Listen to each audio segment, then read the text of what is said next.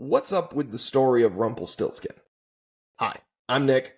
This is 10 Minutes with Nick. And this is going to be an interesting podcast because this is sort of a half-baked idea that I think I'm going to form as we go here.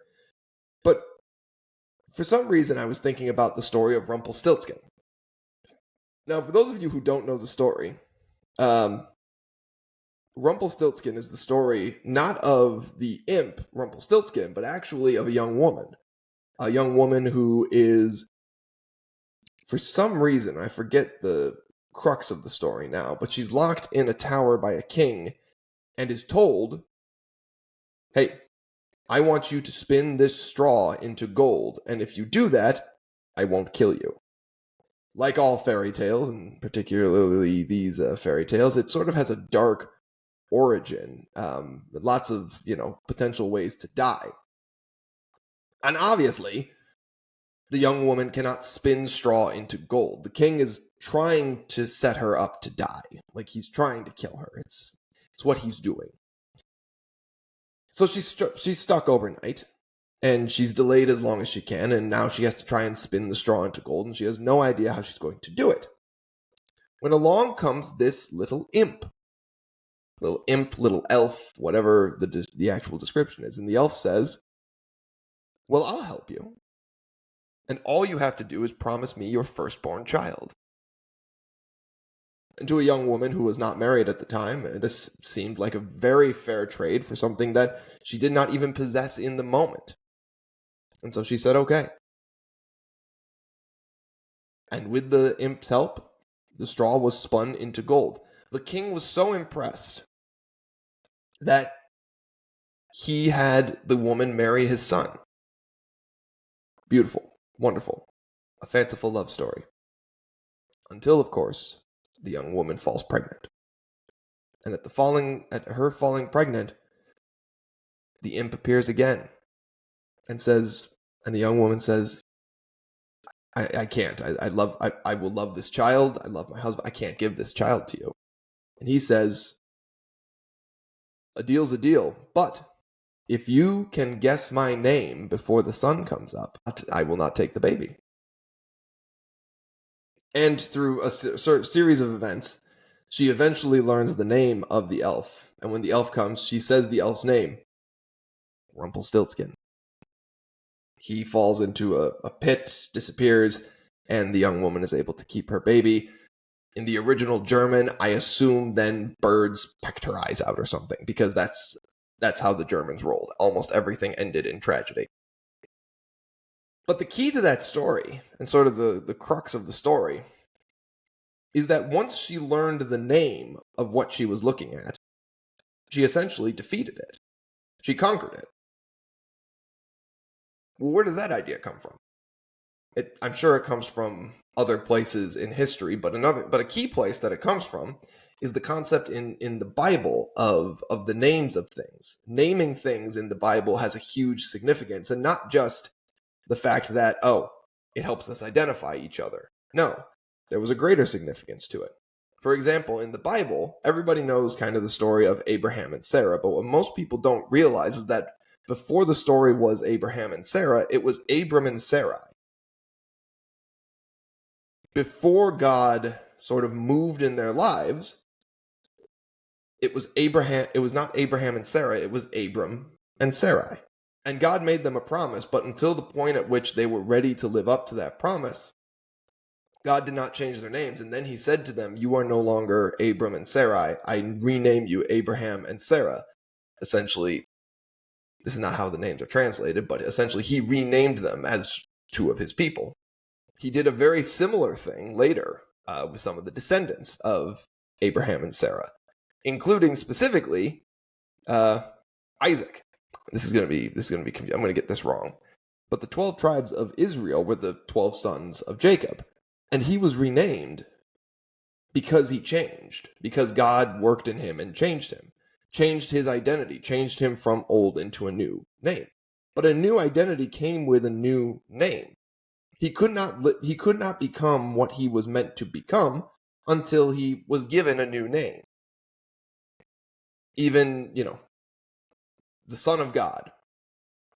The Son of God was given his name by God, was told, Mary and Joseph, the earthly parents of Jesus, were told, this will be his name and you shall call him Emmanuel. Okay. So I've rambled a little bit about the biblical origin of the significance of names being gifts from God that give us our true identity. And I started with Rumpelstiltskin. Why? Again, because Rumpelstiltskin's true identity was the key to the whole story. If you did not know who Rumpelstiltskin was, he had power over you. And this is part of life, is identifying things and naming things and figuring out the truth of things through that identification of something. Now, it's not that deep when it comes to things like football and soccer and everything else, right? Like the Europeans will tell you that the real name of the sport where you kick a ball is football. Football, I suppose, if I pronounce that correctly. Americans will say it's soccer. It's not that deep when it comes to sports. But when it comes to the things that keep us up at night, our fears, our worries, our anxieties, naming them, and more importantly, naming them out loud, carries a great deal of significance. Not because it instantly fixes the problem, but because it gives it an identity. And once you identify it, much like in the story of Rumpelstiltskin, you can defeat it. Much like when you know the new name you are working for, like the biblical characters, you can overcome the old nature. Identification is crucial in that way. There are some cultures, and I can't find the citations for you right now. This is a 10-minute podcast, but there are some cultures that believed so strongly in the power of names that they wouldn't let you know their true name. Again, this might be an anecdote that I'm mixing up with an anecdote from something else. But at least mythically, names were something to be hidden so that no one could get power over you, so that no one could speak power over you, because your name, your identity, essentially could be used against you. When you gave someone your name, it was a huge mode of trust. Now, we've lost that a little bit in the modern age, right? Like, we hand out our name like candy. And government identification is very different. Like, identity theft is not what I'm talking about. Identity theft is just a crime. If you're a victim of identity theft, I highly recommend you go to the police, you lock your credit, all that good stuff. But it was more spiritual. It was more existential. It was speaking your name gave someone power over you. So you were very careful who you gave that to, because they could identify you, not just a general version of you. They could identify you, cut through to your core. Much like in the story of Rumpelstiltskin, where the elf or the imp or whatever gave the woman a name until she had to figure out his true name. And when she gave him his true name, he no longer had power over her. She had all the power over him. And he was sent away. So where does that leave us? We're in a little bit of a confusing space here. But number one, know who you are. Know your own identity, whether that's with a name or with something, whatever. Protect your identity.